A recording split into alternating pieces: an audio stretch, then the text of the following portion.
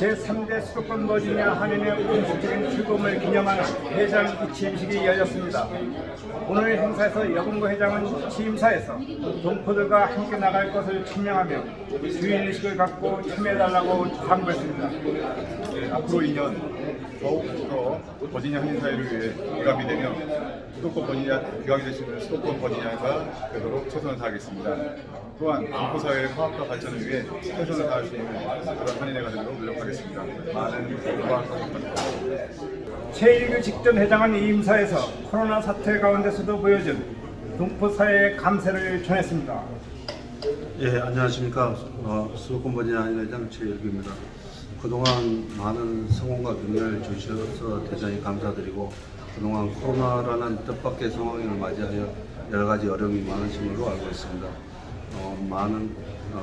이번에는 꼭 이 어려운 시간 다 이겨내셔서 좋은 시간들이 되셨으면 하는 바람이고, 앞으로도 저희 수도권 버지니아 한인은 저희 동포사를 위해서 더 열심히 노력하겠습니다. 감사합니다. 최일규 회장은 임원 이사들에게 각각 감사패 및 공로패를 수여했습니다. 행사에 50여 명이 참석해 새 회장단의 출범을 축하해 주었습니다. 제3대 수도권 버지니아 한인의 임원단 및 이사진은 단합을 통해 미래로 나갈 것을 천명했습니다. 페어팩스 TVK 김성환입니다. 네, 시청자 여러분 반갑습니다. 파워인터뷰의 김성환입니다. 오늘은 이승만 박사 기념사업회 워싱턴 지회가 신임 회장을 선출했습니다. 신임 회장과 전임 회장을 모시고있습니다. 안녕하십니까? 안녕하세요. 네, 안녕하십니까? 안녕하세요. 예, 전용훈 전임 회장인데 이번에 이제 신임 회장에게 바톤을 넘겼습니다. 간단히 한 말씀 해주시죠. 네, 그동안 이승만 박사 기념 대통령 기념사업회가 설립된 후로 우리 많은 교포들의 지지를 받아갖고 많이 활성화돼서 일을 많이 했습니다. 했는데 오늘 또 이렇게 새 신임 회장 정세공 회장님을 또 차기 회장님으로 모시게 돼서 참으로 기쁘게 생각하고 기대가 많이 됩니다. 네, 어려운 시기에 또 무거운 중책을 맡으셨습니다. 취임 소감 한 말씀 해주세요.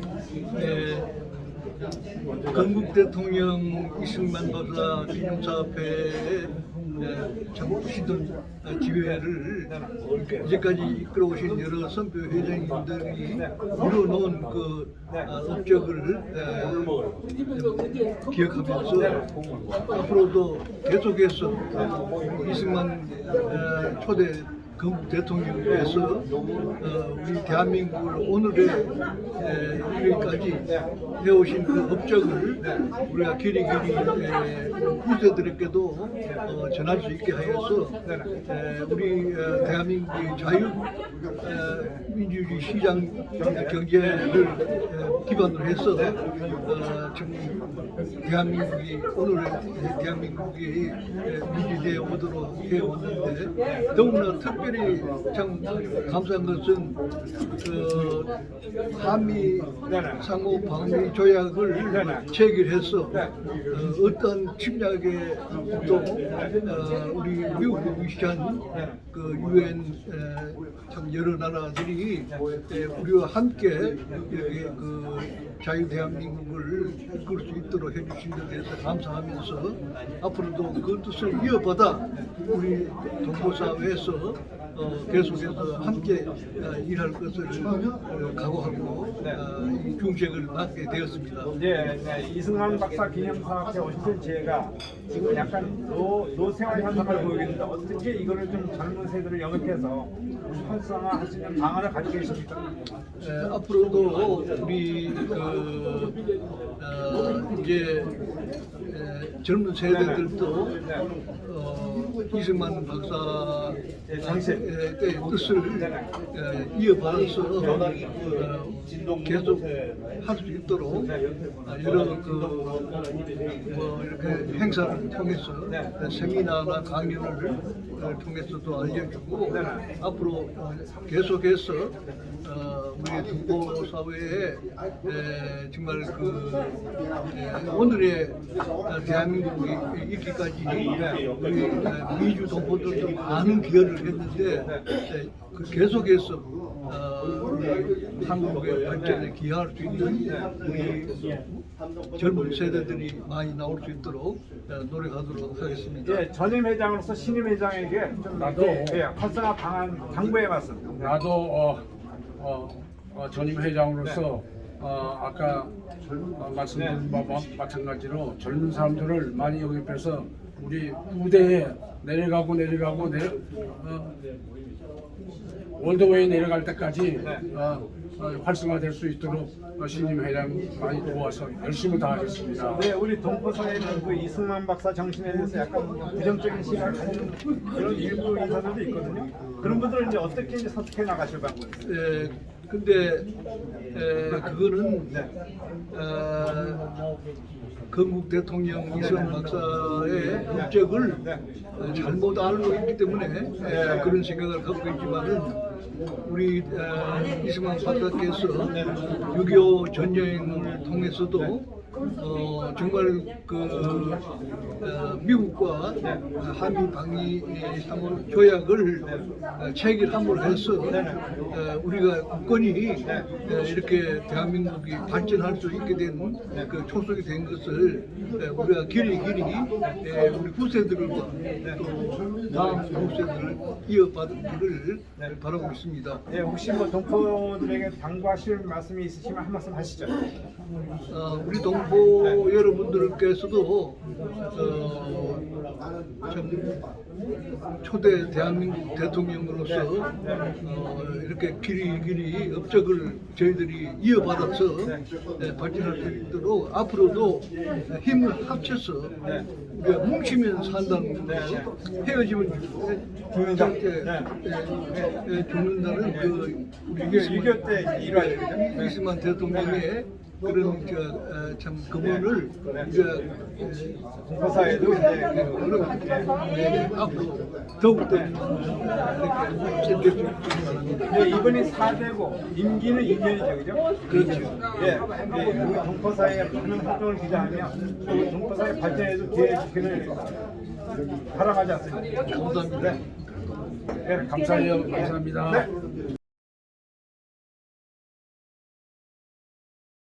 네, 여러분 안녕하십니까. 정치를 말한데 김성환입니다. 오늘은 워싱턴의 유명 인사인데요. 아시아 평화재단 홍일성 이사장입니다. 반갑습니다. 예, 반갑습니다. 요즘 근황이 어떤지 어떻게 보내고 계시는지 시청자들에게 인사 한 말씀 해주시죠.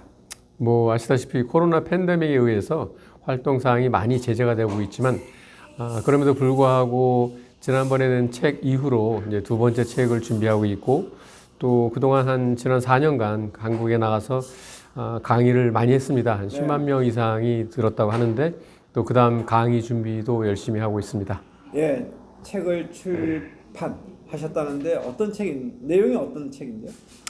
그 제목이 찾아야 할 동해, 지켜야 할 독도인데 그 책 제목을 정하는 데 한 2년이 걸렸습니다. 보통 국내외에서 동해와 독도를 하나로 생각하는 경우가 많은데 동해는 찾아와야 하고 독도는 지켜야 하기 때문에 이름하여 찾아야 할 동해, 지켜야 할 독도입니다. 예, 물론 뭐 수년 전에도 이제 워싱턴 버지니아 지역에서 그 동해 변기 그거를 이제 의회에 통과시키는데 굉장히 주역으로서 역할을 하셨거든요. 네. 근데 지금 그 버지니아 의회에 통과된 이후에 현재 어디까지 이게 상황이 와 있는 건지. 네. 동해 변기라든가 동해 표기. 우선 국내도 그렇지만 미국에서 교과서 내용을 바꾼다는 건 상당히 힘듭니다.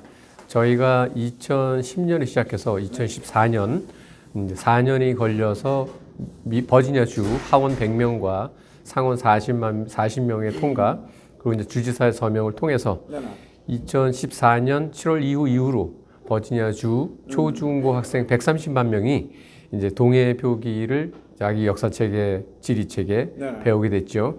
그 후에 여러 주에서도 관심을 가지고 이제 그러한 동해 표기 운동을 전개했지만 아직도 이제 더 이상의 결과는 없습니다. 왜 그 당시 이제 버지니아 의회가 통과된 이후에 뭐 인근 뉴욕주라든가 뭐 아니면 다른 주로 확산될 거라고 우리 동포들 많이 기대를 했었거든요. 물론이죠. 지금 확산이 안 되고 있고 이러한 이유가 뭐라고 보시는데요? 여러 개 주에서 의뢰가 왔을 때 제가 직접 가서 자문도 하기도 했고 했는데 가장 이제 중요한 것이 그 지역 내에 한인들의 연대와 소통 그리고 리더십입니다. 두 번째로는 그 지역에서 미국 주류 정치를 참여를 하고 그만한 영향력을 행사할 수 있어야 되는 것이고요. 그리고 세 번째로는 왜 이것이 통과돼야 되는지, 왜 이것이 중요한지에 대한 역사적인 관점들이에요. 하다못해 우리 주에서도 그런 얘기가 많이 있었습니다. 뭐 미국까지 와서 그리고 동해라고 하면 한국의 동쪽인데 주관적이지 않느냐. 예를 들면 동해는 한국의 동쪽을 얘기하는 게 아니라 아시아의 동쪽을 얘기합니다. 그 버지니아에서 통과된 이후에 이제 버지니아 주 교과서에 네. 그 동해 표기 네. 이게 이제 게재가 됐는데요. 네. 그 이후에 학생들이 어느 정도 그거에 대해서 지금 인식을 하고 있는지 한번 모니터링 해보셨어요? 그럼요. 우리가 그 통과하는 과정에도 네네. 그 학부모만 참여한 게 아니라 자녀들도 같이 참여했습니다. 그렇군요. 그래서 아마 그 부모와 자식들 간에 같은 세대에서 한 역사적인 프로젝트를 공유한 것도 드문 케이스고 네. 그를 통해서 또 가정의 화목도 이룩한 경우도 많고 또 그런 것이 있다는 거에 대해서 자식들도 왜냐하면 이제 한류를 통해서 미국에 자라는 그 차세대들도 한국에 대한 관심이 많지 않습니까? 네. 거기에 대해서 어떤 자긍심 같은 것들이 생겼다 들었습니다. 예, 그러니까 앞으로도 계속해서 이제 미주 지역이나 이렇게 우리 본국 한국에 가서 이 동해나 또 독도 문제를 가지고 이제 강연도 하시고 활동도 하실 계획이죠. 그러고 있습니다. 그럼 가장 그 목표, 이 활동에 대한 목표는 어디에 두고 있는 겁니까? 그 찾아야 할 동해, 지켜야 할 동도의 궁극적인 목표는 동해 독도가 아닙니다. 네. 우리가 그 일제 강점기를 겪으면서 많은 수탈을 당했지만 우리가 8.15 해방을 맞이해서 8.15 해방은 우리의 힘으로 해줬으면 좋았을 텐데 네네. 아쉽게도 미국에 의해서 해방이 됐지 않습니까? 그렇죠. 그러다 보니까 이제 우리의 그 이념적인 문제가 대두되고 이제 그러한 것 때문에 아직까지도 70년 지난 오늘까지도 국내에 서로 이제 분쟁들이 많이 있습니다. 네네. 궁극적인 건 뭐냐면 진정한 해방이라는 것은 네. 그 남북한 통일이 돼야 되고 독도는 완전히 우리 땅이라고 인정을 받아야 되고 네네. 원래 오래된 고지도에 나오듯이 동해로 표기가 돼야 되고 종군 위안부 같은 경우에는 공식적인 사과와 거기에 대한 적당한 보상 아니면 또 역사적인 그 기록에 남기기 위해서 박물관 같은 거 일본 내에서도 만들어지고 등등이 완결됐을 때 그때 우리가 정말로 경축할 만한 8.15라고 생각합니다. 예, 그러한 그 활동에도 불구하고 일본은 계속해서 독도가 자기네 땅이라고 지금 주장을 하고 있거든요. 네. 그 문제에 대해서 우리 그 미주 동포나 우리 대한민국 국민들이 어떻게 대처를 어떤 방법으로 해야 된다고 생각해요? 첫 번째로 감정적인 대응은 아무 도움이 되지 않습니다. 네.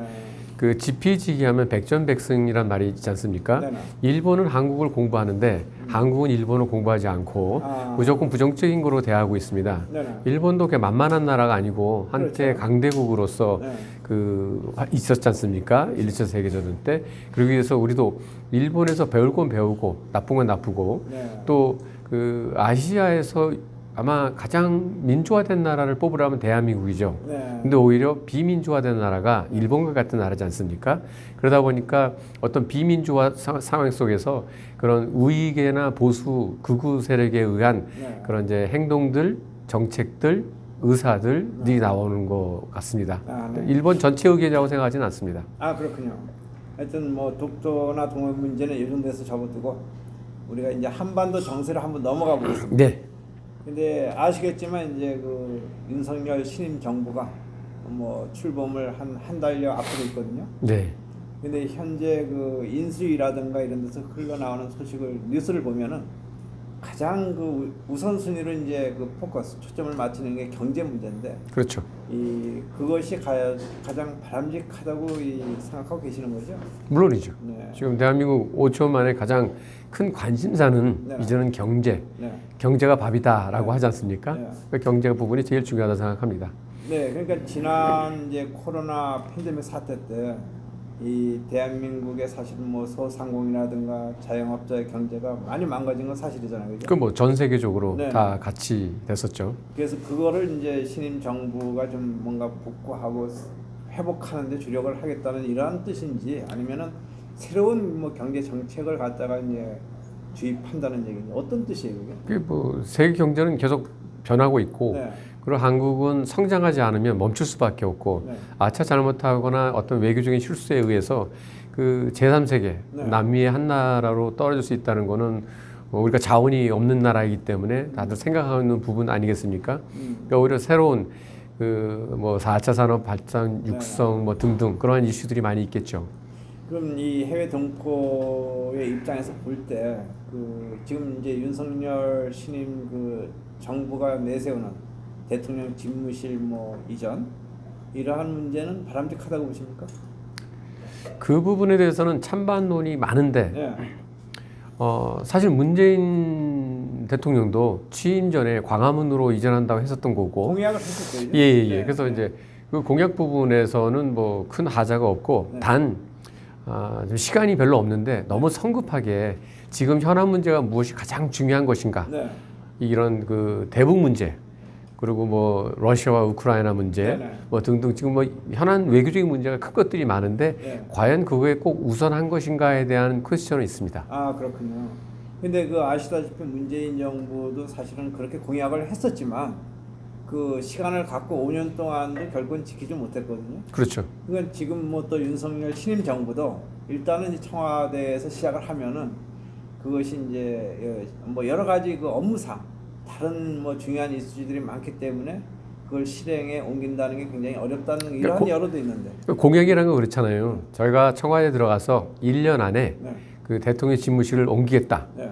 그거 하고 몇 달 안에 옮기겠다. 아직 대통령도 아닌데. 네네. 하고는 공약을 실천하는 부분에서 좀 차이가 난다고 생각합니다. 아 그러니까 그래서 지금 이제 국민들의 여론도 이제 좀 나눠져 있는 거군요. 그렇죠. 그러니까 우리 저 이사장님이 보실 적에는 과연 그 청와대에서 시작을 하는 게 좋은 것 같습니까? 아니면 밖에 나와서 집무실을 밖으로 내서 일을 하는 것이 그 더 효과적이라고 보시는지 어떤 측면이 과연 우리 대한민국을 위해서 또 국민들을 위해서 좋다고 보시는지? 제가 볼 때는 그 현 정부를 자극하지 않고 네. 서로 인수인계를 잘해가면서 네. 대통령이 된 이후에 네. 하는 것이 좀 더 바람직하지 않나라고 생각합니다. 예. 그 뭐 집무실 옮기는 부분에 대해서는 국민들 누구도 반대하는 사람은 없을 것이고 네네. 이제 그 타이밍이 문제인데 네. 그 첫 타이밍이 굉장히 중요하지 않습니까? 네. 예, 그리고 또 이제 또 한 가지는 그러면은 그만큼 중요한 문제도 많은데 이 또 북한도 좀 올해 들어서 계속 그 뭐 단거리든 장거리든 미사일 실험과 또 핵 실험과 이런 움직임 지금 뭐 뚜렷이 지금 보이고 있거든요. 네. 이 문제가 이 남북 관계라든가 한반도에 아니면 국제 정세에 미치는 영향은 크다고 보시는지?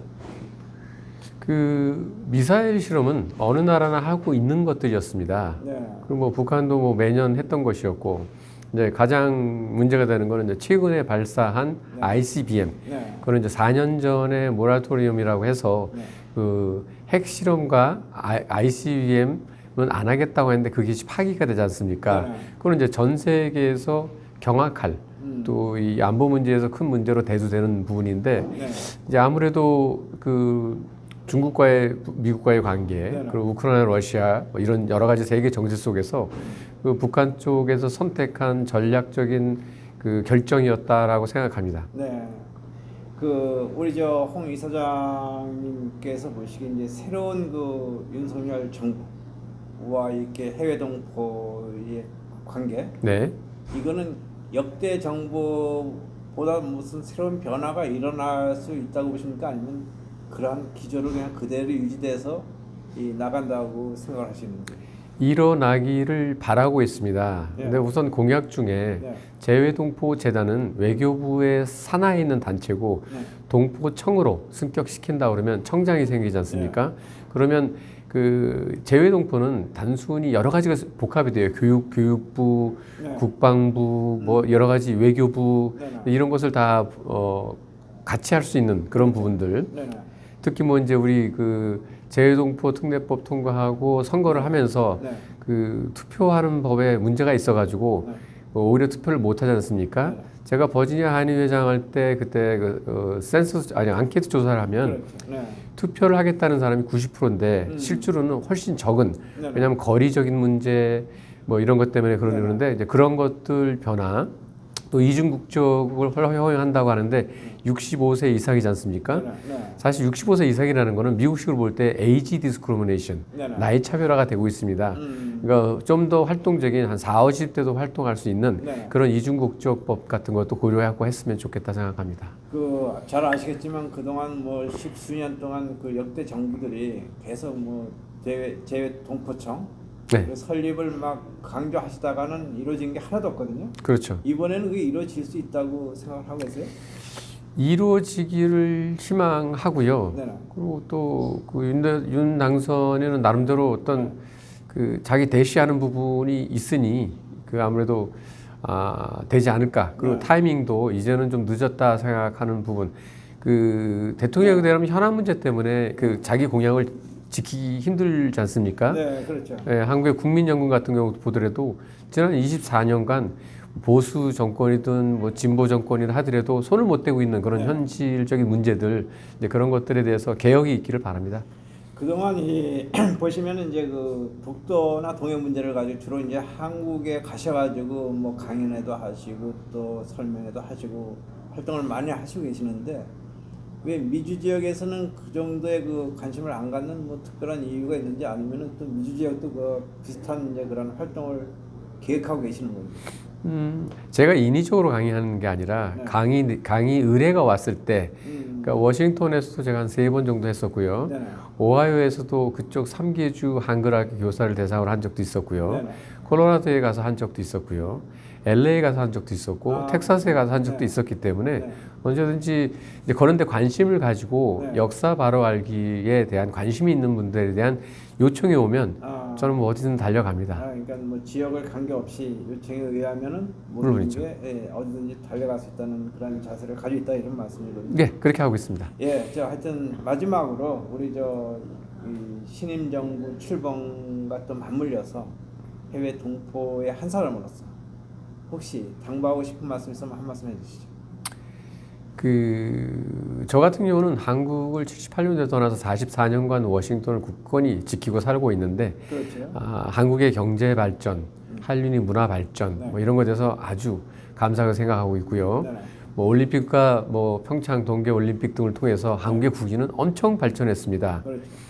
그러한 것은 이제 우리들의 미주에 살고 있는 그 민간 공공의학을 통해서 또 큰 역할을 했었는데 네. 한 가지 아쉬움은 역대 대통령들이 죽거나 감옥을 가거나 네. 이런 것은 사실 우리들이 볼 때 굉장히 부끄럽다고 그렇죠. 생각하는 것인데 이제부터라도 이제 그렇게 말고 초지일관하면서 그러한 일이 없고 그리고 다른 존경받는 외국 대통령들처럼 대통령이 끝나고 난 다음에 낙향하거나 그런 게 아니라 네. 좀 더 차세대나 아니면 다른 지도자들에 대한 강의도 하고 책도 쓰고 이렇게 활발한 그 시민운동가로서 돌아갈 수 있는 그러한 대통령이 됐으면 좋겠다라고 생각합니다. 그런 불행한 일이 반복되지 않기 위해서는 일단은 대통령이 잘해야 되는 겁니까? 아니면은 뭐 그 조직 주위에 있는 측근들이 잘해야 되는 그 어디서 그런 그 해결책을 찾아야 되는 겁니까? 첫 번째는 대통령 자체가 올바른 역사관을 가지고 네.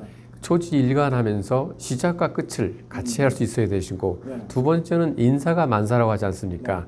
올바른 참모진, 역대 대통령들 보면 인사를 잘못해서 청문회 등 시끄럽지 않습니까? 그러면서 국민들의 의견들이 분열되고 이러한 일이 없도록 제대로 된 인선을 통해서 인사가 돼야 되고 그 다음에 세 번째가 측근 비리들이 없도록 해야 되는 것이고 네. 그리고 뭐 기본적으로 우리가 해야 되는 검찰 개혁, 이렇게 어떤 그 오랫동안 쌓이고 암적인 문제들 네. 그런 것들을 속 시원히 해결하고 수술하는 것처럼 그러한 개혁을 통해서 오픈된 소통하는 그러한 것이 절실히 필요하다고 생각합니다. 예.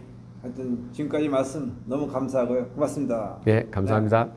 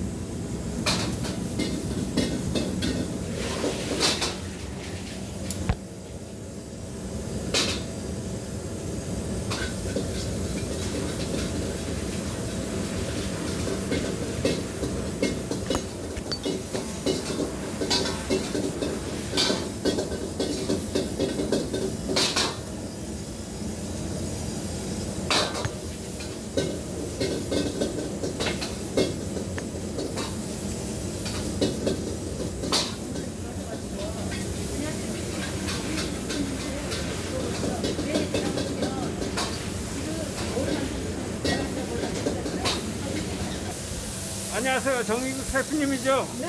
네, 이 많은 고객들이 이 등유한점의 짬뽕 간짜장이 맛있다고 했는데 비결이 뭐예요? 뭐 비교가 따로 있나요? 그냥 제 나름대로 고객들한테 생선 음식을 만들어 주려고 노력하는 중이죠. 그러니까 여기 그러다 보니까 손님들이 좋아하시는 것 같고. 여기에 들어가는 재료는 가장 신선한 걸 그렇죠. 사용하는 거예요. 매일매일 그 새로 그렇죠. 들어오는. 네. 예, everyday, morning time, 매일 아침, 싱싱한 거 제 눈으로 직접 보고, 그렇군요. 그리고 이제 선정해서 가지고 오는 걸로. 네. 그런 뭐 변함없이 매일 하고 있습니다. 네, 이게 네. 이제 중화 요리 전문가인데 얼마나 이걸 하셨어요, 중화 요리를? 중앙으로 지금 한 14년째 접어들고 있습니다. 네네. 예, 14년 접어들고 있고, 네. 매일매일 또 매 순간마다 네. 제가 할 수 있는 최선의 방법을, 새로운 방법을 찾아서 매일 이렇게 개발하고 또 발전시키려고 노력하고 있는 거죠. 네. 그렇군요. 네. 근데 이 고객들의 관리, 예. 고객들을 어떻게 관리하고 계세요? 이 등유반점에서는? 고객들한테 특별하게 관리하는 데는 그런 건 없어요. 제가 제 마음껏 성심으로 손님들한테 음식을 제공하다 보면 손님들은 자연히 그 마음을 알아주리라 생각하고 저는 다른 뭐 특별한 방법은 없습니다. 네. 항상 손님에 대한 철저한 최선을 다하겠다는 그 마음만 항상 가지고 있습니다. 예, 그러니까 고객을 왕으로 모시고. 그렇죠, 그렇죠. 예, 그렇지 않으면 그렇죠. 그게 이제 가장 기본적인 베이스고 그래서 더해서 이제 손님들의 만족도를 높이기 위해서 항상 노력하는 것이죠. 예, 그러니까 짬뽕이나 간짜장이나 짜장은 오더가 들어오는 데는 그렇죠. 즉석에서 만드는 예, 그렇죠, 거죠. 그렇죠. 예, 그렇게 해야 아주 신선도 높일 수 있고, 맛도 있고, 네. 그렇게 하는 거죠. 예, 보통 이 주방장이 따로 계신데 네, 이 주인 안에서 그러니까 주인장이죠. 네, 그렇죠. 저는 주임에서 셰프인데 제가 모든 걸 처음부터 끝까지 관리함으로 인해서 고객들한테 조금 더 나은 서비스를 정할지 않을까. 그래서 제가 직접 운영하면서도 주방도 셰프를 겸해서 좀 하고 있는 겁니다. 그러니까 모든 음식을 가정에서 직접 드시는 것처럼 다 만드시는 예, 그렇죠, 그렇죠.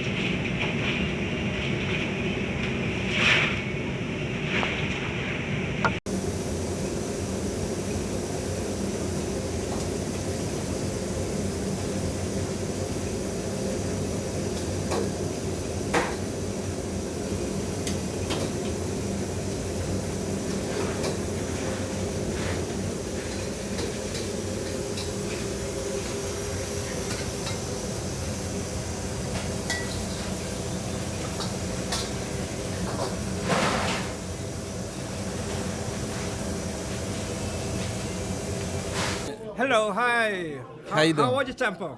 It's very delicious. It was really good. I enjoyed eating the soup with combination fried rice. Oh, It you was, coming every day over here? yeah, sometimes like 2 times a week. It was really good. I come with family. 면이 아직 안 나왔어. 우선 곱창 2개 먼저 가시고.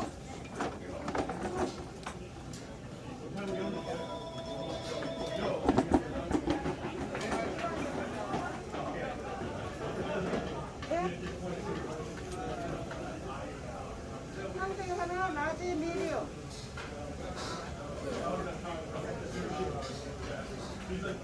짬뽕 먹방.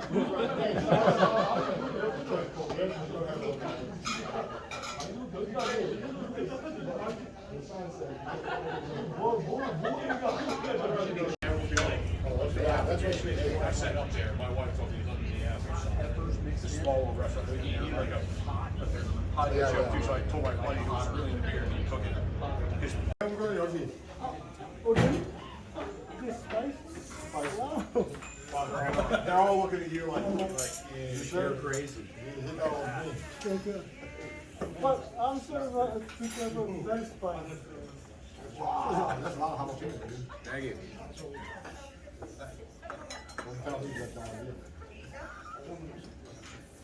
I can see the difference in color. Mine's more red. 짬뽕 좋아하시나 봐요? 예, 좋아합니다. 감사합니다. 네. 해보세요.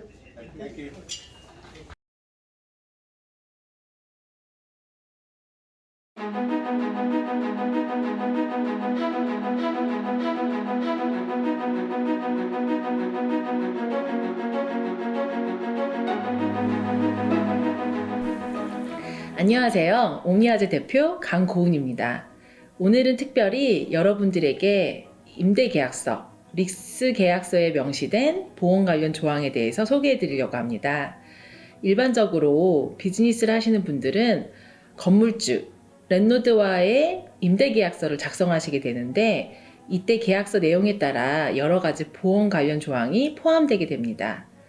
거의 대부분은 책임보험, 라이어빌리티에 대한 내용이고요. 프로퍼리 쪽은 비교적 적용과 보상 범위가 명확하고 제한적이며 건물주와의 이해관계도 적지만 라이어빌리티 쪽은 적용 범위도 매우 넓고 쌍방 간의 이해관계도 클 수 있기 때문에 계약 당사자인 건물주와 세입자의 책임 소재를 분명하게 하고 다른 한편으로는 예기치 못한 위험으로부터 보호하려는 목적이라고 볼 수 있습니다.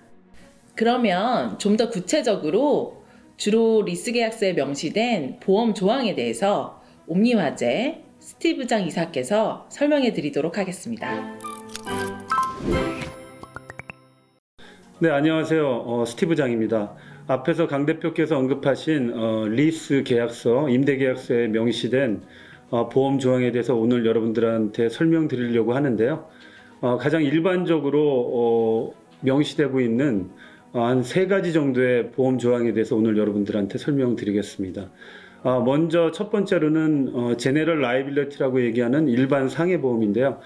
이것은 좀 더 구체적으로 말씀드리면 영업상해보험, Premise and Operation Liability라고도 표현할 수 있을 것 같습니다. 이는 테넌트의 사업장 또는 사업과 관련된 장소에서 벌어지는 제3자의 신체상해 또는 재산상의 손실을 초래하는 사건이 발생했을 때 이를 커버해주는 보험이라고 이해하시면 될 것 같습니다.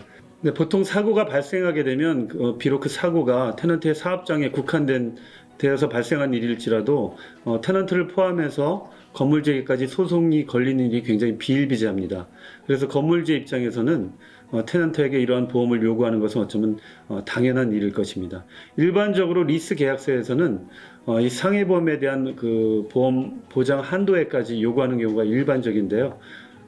큰 매니지먼트 컴퍼니 같은 경우에는 테넌트들에게 엄브렐러 보험까지 요구하는 경우도 많이 있습니다. 엄브렐러 보험 같은 경우에는 테넌트에게 추가의 비용 부담이 발생하기 때문에 리스 계약서에 명시된 그 금액의 한도를 맞추기 위해서 무조건 리스 계약서에 서명하시기 전에 건물주와 이러한 보험 한도액의 조정에 대해서 좀 어느 정도는 협상의 여지가 있다고 볼 수가 있을 것 같습니다. 네, 두 번째로는 흔히 워커스 컴펀세이션이라고 하는 고용인 상해보험인데요. 이는 각 주마다 고용인들을 보호하기 위해서 법적으로 제도화되어 있고 이를 보험회사가 대행하는 형식입니다. 사업장 또는 작업과 관련돼서 발생되는 고용인들의 사고나 질병에 대한 보상을 위해 필요한 보험입니다. 보통 임대계약서에 이 고용인 상해보험도 명시가 되어 있는데 이는 건물주가 테넌트의 고용인들과는 직접적인 관련이 있거나 영향을 미치지는 않지만 법적으로 규정되어 있는 보험 가입에 대해 명시함으로써 임대계약서를 좀 보다 안전하게 하기 위한 목적이 크다고 보면 될 것 같습니다. 마지막으로 설명드릴 것은 테넌트 리걸입니다. 이는 다른 말로 damage to rented premises or property라고도 표현을 하기도 하는데요. 건물주의 입장에서는 어쩌면 가장 중요하게 생각할 수도 있는 내용이라고 생각됩니다. 이는 테넌트의 부주의로 인해서 건물주의 건물에 화재 및 피해를 주었을 경우에 테넌트가 이런 피해를 보상해야 한다는 조항입니다. 이것은 테넌트로서도 상당히 중요하게 간주해야 될 보험입니다.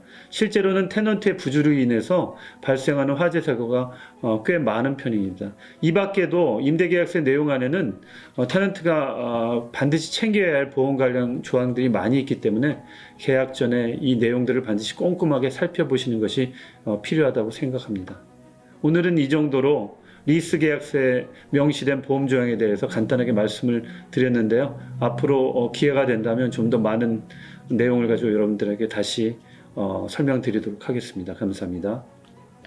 이렇듯 피해가 발생하게 되면 보험회사에 일반적으로 임대 계약서를 요구하게 됩니다. 이는 피해가 발생한 재산의 관리나 소유가 누구의 책임인지를 명확하게 하기 위함입니다. 당연히 건물주의 책임이라고 생각했던 피해의 복구 책임이 테넌트에게 있다고 임대계약서에 명시되어 있다면 건물주는 모든 책임을 테넌트에게 넘길 수 있습니다. 혹시 추가로 설명해 주실 게 더 있으실까요? 네, 뭐 한 가지 더 말씀드리자면요. 이거는 좀 더 실질적으로 여러분들에게 많이 이제 도움이 될 만한 내용인데요.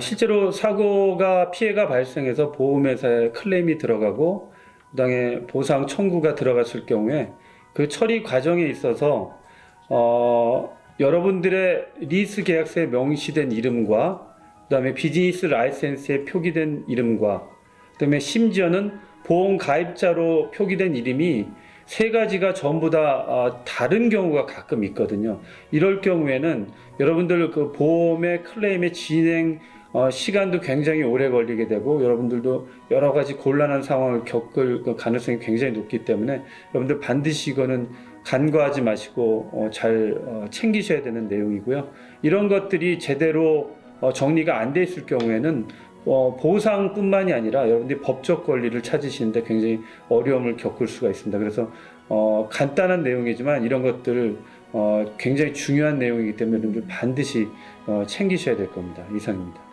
네.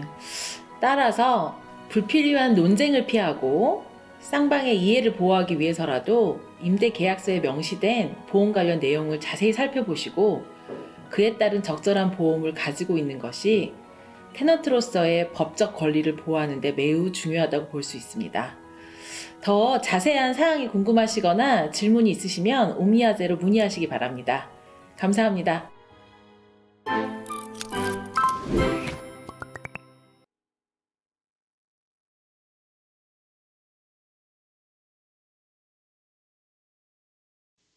샬롬, 하나님의 평강이 여러분의 삶에 넘치기를 바랍니다.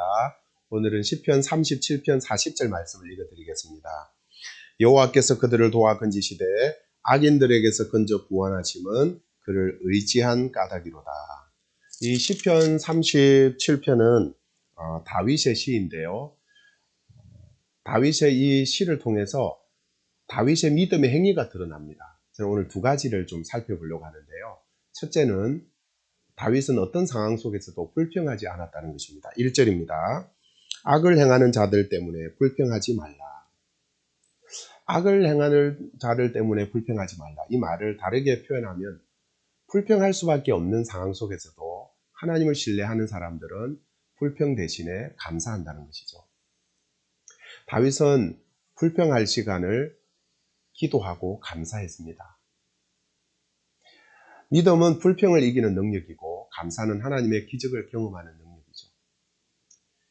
다니엘은 사자굴 속에 던져질 위기에 처했지만 불평하고 원망한 것이 아니라 기도하고 하나님께 감사했습니다.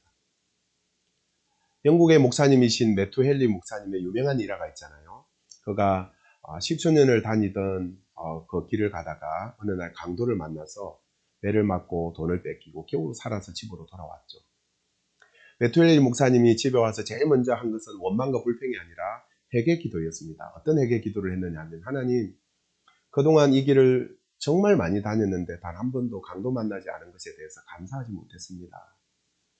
강도 만나지 않은 그 일상이 얼마나 감사였는지 몰랐습니다. 회개합니다. 사랑하는 여러분, 그렇죠? 사실 우리의 일상이 기적이거든요. 우리가 호흡하는 것, 우리가 눈으로 볼 수 있는 것, 우리가 걸을 수 있는 것, 누군가에게는 정말 바라는 기적이잖아요. 그 일상에 대해서 우리가 감사를 놓칠 때가 많죠.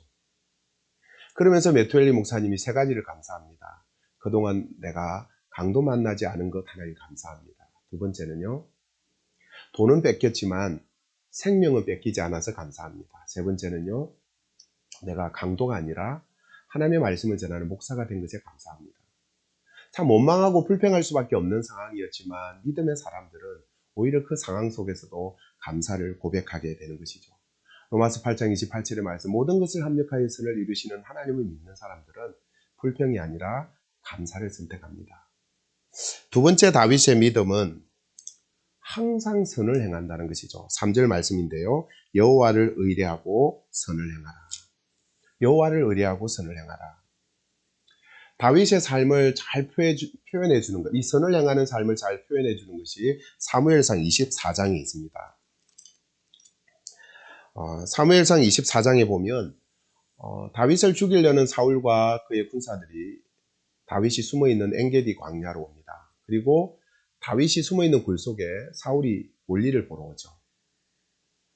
다윗이 사울을 죽일 수 있는 절호의 기회가 왔습니다. 우리 같으면 야, 하나님이 나에게 이 원수를 갚을 기회를 주셨구나 하고 그를 죽였을지 모르겠는데 다윗은 그러지 않았습니다. 가만히 사울의 옷자락만 자르고 사울이 이제 굴 밖으로 나갔을 때 외치죠. 사울 왕이여, 나는 당신을 죽일 의사가 없습니다. 그때 사무엘상 24장 12절 13절 말씀에 이런 말씀이 있어요. 여호와께서는 나와 왕 사이를 판단하사 여호와께서 나를 위하여 왕에게 보복하시려니와 내 손으로는 왕을 해하지 않겠나이다. 예속담에 말하기를 악은 악인에게서 난다 하였으니 내 손이 왕을 해하지 아니하리라. 다윗은 공의로 심판하시는 하나님을 믿고 자기는 악이 아니라 선을 행하겠다고 선포합니다. 그랬더니 그것에 감동받은 사울 왕이 이렇게 고백을 합니다. 17절부터 19절이에요. 다윗에게 이르되 나는 너를 학대하되 너는 나를 선대하니 너는 나보다 의롭도다. 네가 나 선대한 것을 오늘 나타냈나니 여호와께서 나를 내 손에 넘기셨으나 네가 나를 죽이지 아니하였도다. 사람이 그의 원수를 만나면 그를 평안히 가게 하겠느냐. 네가 오늘 내게 행한 일로 말미암아 여호와께서 내게 선으로 갚으시기를 원하노라. 아멘. 너무 귀한 말씀이죠. 우리가 악을 악으로 갚고 욕을 욕으로 갚아버리면 하나님이 갚아주실 것이 없는데, 악을 악으로 갚지 않고 욕을 욕으로 갚지 않고 악을 선으로 갚으면 하나님이 갚아주신다는 거예요. 제가 언젠가 이런 이야기를 들었는데, 어떤 담임 목사님실에 유초등부 아이들이 방문하면 주려고 사탕과 초콜릿이 들은 이렇게 큰 박스가 있었어요. 어느 날 주일학교 아이들이 와서 이제 목사님께 찾아오니까 목사님이 그 박스에 가서 사탕과 초콜릿을 가지고 가라고 이야기했는데, 다른 아이들은 다 집어가는데 한 아이가 가만히 서 있는 거예요. 그래서 목사님이 얘야 너는 왜 안 가져가니 했더니 이 아이가 낑긋이 웃으면서 목사님의 손으로 주세요 이러더래요. 그래서 목사님이 큰 손을 가지고 그 아이에게 사탕과 초콜릿을 주니 이 아이가 손으로 받을 수 없어서 자기 치마로 이렇게 받아가더라는 거죠. 참 지혜로운 아이죠. 사랑하는 여러분, 우리가 갚으면 하나님께 받을 것이 없지만 우리가 악을 선으로 갚으면 하나님이 우리에게 넘치도록 갚아주십니다. 여러분, 범사에 오늘 이 두 가지 믿음으로 감사하시고 선을 행하시기 바랍니다. 축복합니다. 여러분, 안전하지 않다고 너무나 잘 알고 계시잖아요. 이런 위험한 시기에 우리가 어떻게 자녀를 지킬 수 있겠습니까? 그래서 말씀해 보면 여호와께서 집을 지키지 아니하시면 지킨 자 수고가 헛되며 여호와께서 성을 지키지 아니하시면 파수꾼의 경수가 헛되다 그랬어요. 그 아이들을 지킬 수 있는 분은 하나님 한 분밖에 안 계시는 거예요. 그분께 우리의 자녀들을 맡겨드리는 겁니다. 하나님, 우리 자녀가 어디서 무엇하든지 하나님이 지키시고 인도하시고 보호해 주십시오. 우리 사랑의 교사가 모든 자녀를 기도하셔야 돼요. 내 자녀뿐만 아니라 이 교사가 모든 자녀를 품고 기도하시고, 그리고 한국에 속한 모든 자녀를 꼭 기도하셔야 돼요. 그것뿐만 아니라 특별히 사랑의 교회는 열방을 품고 기도하셔야 돼요. 여러분, 기도는 천국에 적금 드시는 거예요. 적금을 많이 들어두시면은 급하고 위험 필요할 때, 위기가 왔을 때 적금 찾아쓸 수 있어요. 여러분은 앞으로 천국의 기도에 적금을 많이 드시기를 간절히 부탁을 드립니다. 기도는 반드시 응답되기 때문에, 구하라 그러면 주실 것이라 주님이 약속하셨기 때문에 반드시 응답이 됩니다. 그래서 자녀들에게 어릴 적부터 기도 훈련을 시키면은요, 살아가면서 환난이 오고 문제가 생겼을 때, 우리 아버지가, 우리 어머니가, 우리 할머니가, 우리 할아버지가 옛날에 사랑의 교회 새벽 토요 비전 새벽 예배 나를 데려가셔서 기도하신 거라고, 나도 주님 앞에 무릎 꿇고 기도해야지. 그러면은 문제가 해결이 되는 겁니다. 그래서 아이들에게 기도 훈련을 시키시기를 간절히 부탁을 드립니다. 이제 학교 가면 아이들이 글을 읽잖아요. 그때부터는 하나님 말씀을 한 줄에 읽혀서 보내요.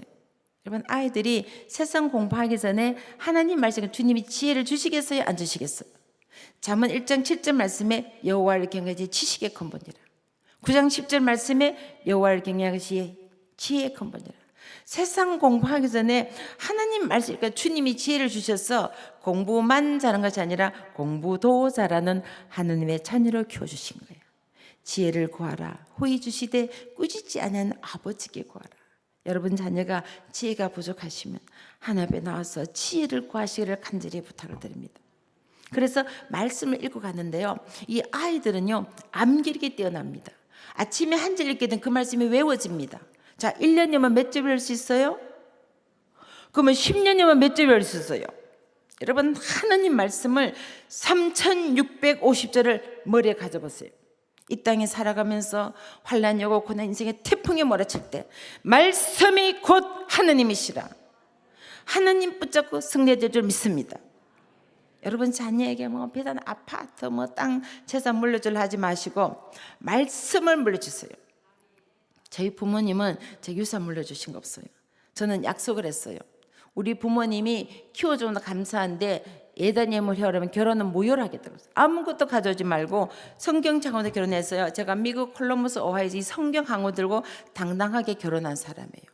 결혼식 하는 날 교회 문 앞에서 시아버님 좀 처음 뵀다니까. 웨딩드레스 입고 들어가는 문에서 처음 뵙는 거예요. 정말 진정해서 숟가락한다고 맨몸으로 갔어요. 그 대신에 저에게 믿음의 유산을 물려주셨어요. 금보다 귀한 할렐루야. 자, 아시고 부르세요? 모르시고 부르세요? 그러면 금이 귀해요? 믿음이 귀해요? 그러면 뭘 물려줘야 되겠습니까? 자녀들에게 믿음의 유산을 물려주셔야 돼요. 아마 이것은 1000번 만번 강조 부족함이 없어요. 정말 여러분 자녀가 이 땅에 살아가면서 하나님의 자녀로 성공하길 바라신다면 믿음의 유산을 물려주셔야 돼요. 철저하게 하나님 중심, 교회 중심, 예배 중심, 말씀 중심, 기도 생활 딱 무장시켜 놓으면 태풍이 몰아쳐도 견고하게 서게 될 줄 믿습니다. 그래서 저도 며느리 볼 때 얘기했어요. 나도 시집갈 때 맨몸으로 갔으니까 너도 맨몸으로 오너라. 순종을 잘하더라고요. 그래서 옷을 다 협회에서 맞아드렸어요. 근데 저희 사도 네 분이 참 믿음이 좋으세요. 그 예단 예물값으로 교회에 건축 헌금을 드리셨어요. 그리고 교회 그랜드 피아노를 기증하셨어. 그리고 저희 아이들이 터키에서 처음 만났어요. 그래서 감사의 뜻으로 터키에 선교비를 보냈어요. 여기 앞으로 시어머니 되실 손 한번 들어보세요. 자, 시어머니 되실 분들 할렐루야. 예단 예물 받아야 돼요? 안 받아야 돼요? 할렐루야. 그럼 예단 예물 어떻게 한다? 사랑의 교회 건축 헌금을 드린다. 할렐루야. 아멘. 천국의 보화를 사셔야 돼요. 그리고 자녀들에게는 믿음의 유산을 물려주셔야 돼요. 정말 금보다 귀한 믿음을 물려주셔야 돼요.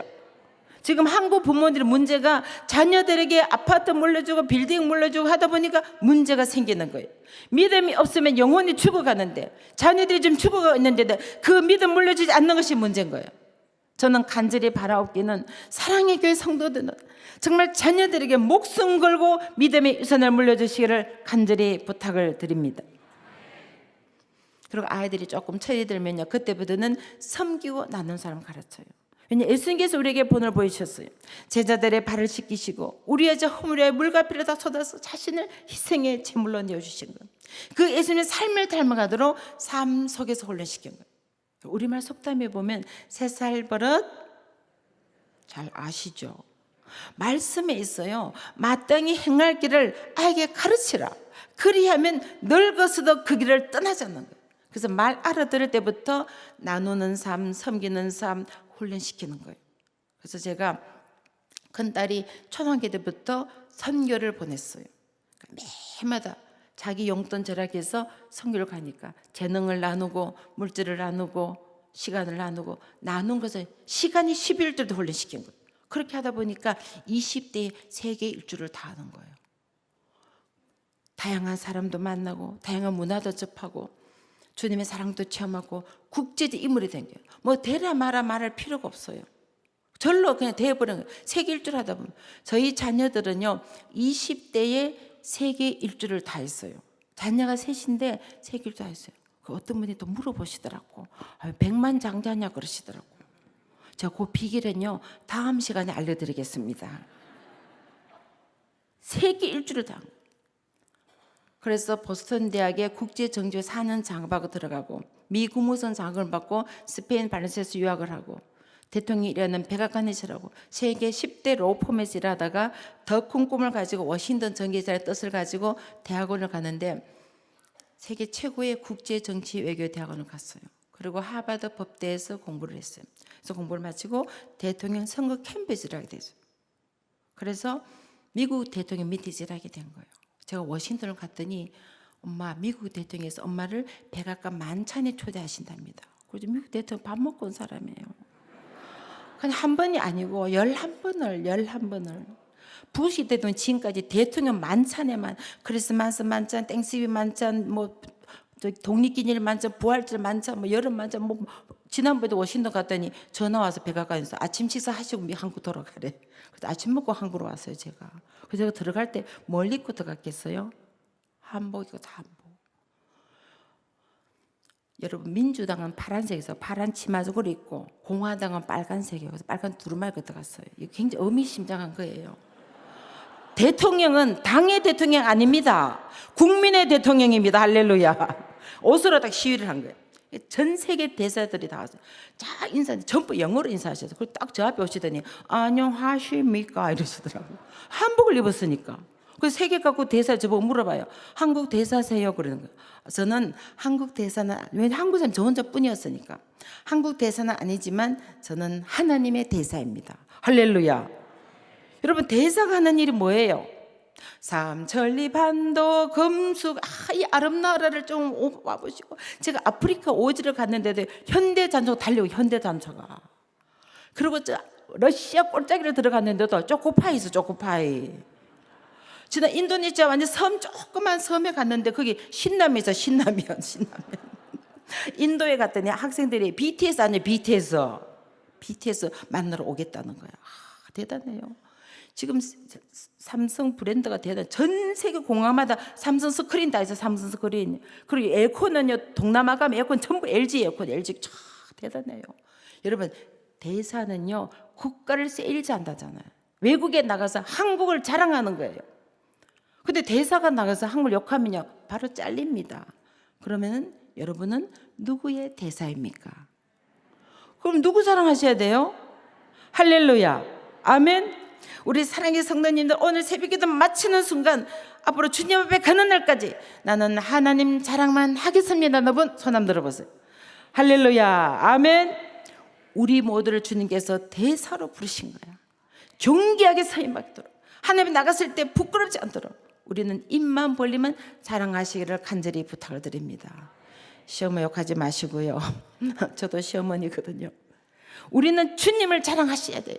그냥 자나깨나 주님 자랑하셔야 돼요. 주님이 우리를 하나님의 대사로 부르시기 때문에. 제게 아들이 하나 있습니다.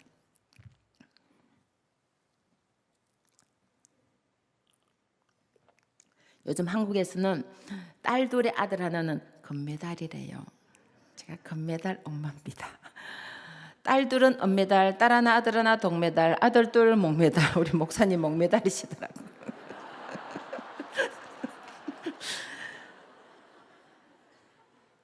근데 목사님 참 훌륭하신 게요. 목사님 아드님이 목사님이시잖아요.